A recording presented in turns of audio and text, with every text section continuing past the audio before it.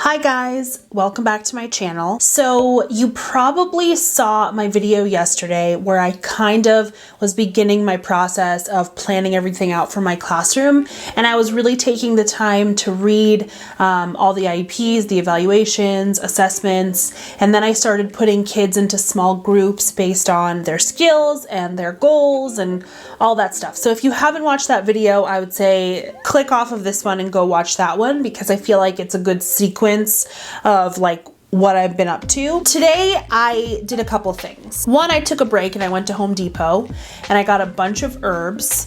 So I'm gonna be working on planting all of my stuff. I also want to begin to work on my whole group lessons. Part of being in special ed is knowing what skills you want to work on independently with a kid, what skills you want to work on as a small group, and then what skills you want as a whole group. I have found that whole group has been so helpful for me when it comes to these bigger, like classroom type of skills. So learning how to sit for a read aloud, sitting next to a kid, learning how to like say something nice to a friend, some social skills, practicing the routines and procedures of the day. Stuff like that I really like to tackle as a whole group lesson. Also, if I have paraprofessionals and additional staff, they can be there to kind of guide on the side.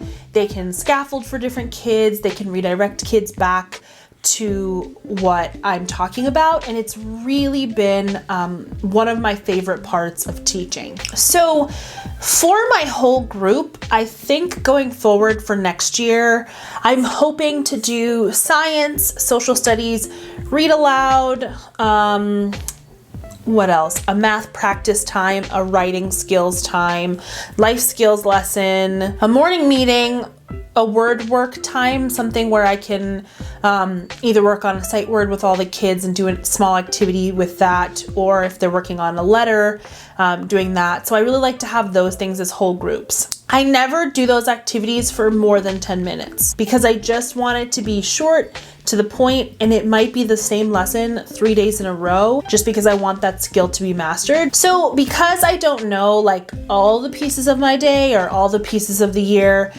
because it's not the school year yet, I do want to get ahead, but I want it to be pretty basic. So I always try to make a scope and sequence. I try to think of generally what are the themes I want for science, or what are the themes I want for my life skills. And then I'll usually make some sort of like Excel document that has the main theme and then broken down into individual type of lessons. I usually try to have something that talks about the materials that I'm gonna need. Sometimes I include like the Common Core standards, but I'm too lazy for that now, so maybe that will come later on. So I wanna switch over and show you guys what I've been doing for those different subjects and kind of like what it's been looking like for me as I kind of sequence out the lessons I want in the future. It's gonna take me another couple of hours to even make a dent in this, but I'll just show you guys what I have. So I have a curriculum overview section, and in that section I have life skills, mathematics, reading, science, social skills, social studies, and writing. Those are some of like the whole group times that I really want to have. And they're only going to be about 10 minutes each, but that's the goal. One of the other things that I've been working on is science. I went based off of what the first graders and the second graders are doing in the regular science, and then I tried to map it out. So on here you'll see it's my science whole group. It might be about 30 minutes. That one might be a bit longer. With my classroom in August, we're just going to be introducing science and then starting off basic. We get to plants and seeds, trees and leaves, what are trees used for, what lives in the trees in the winter, heredity and humans and culture, matter, and then I haven't finished yet, but I went through a lot of them and tried to think of, one, what materials did I already have related to science? What are some things I already have in my head that I've done before? What activities could I be planning? The other one I did was social skills. This one I did buy something. So for social skills, I did make a scope and sequence, and I purchased from Teachers Pay Teachers. Kinder Social Skills, I believe, has a pretty cool bundle that I think was only honestly it was only a few dollars, and it's 180 lessons, I believe.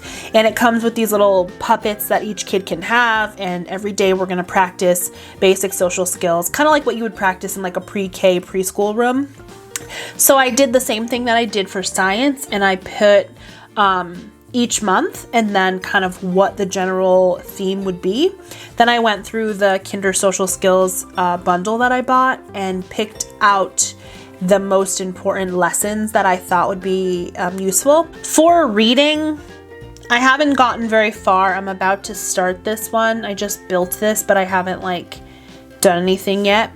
But my plan is to do a mix between Rooted in Reading in first grade and kindergarten, and Made for Me Literacy. And so Made for Me Literacy comes with 2 or 3 read alouds, and I think I'm going to do the same book 2 days in a row when it comes to a read aloud, because if one day we're reading it and we talk about the characters, the next day we can review it and talk about the plot or talk about the setting.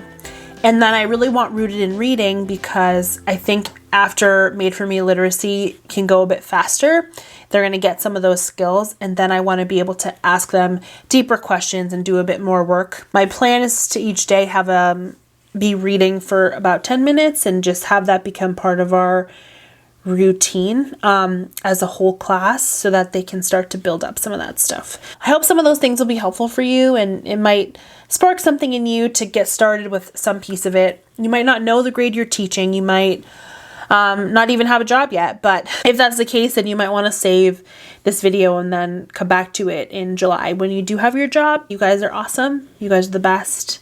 Thank you so much. And I'll see you in the next video. Bye.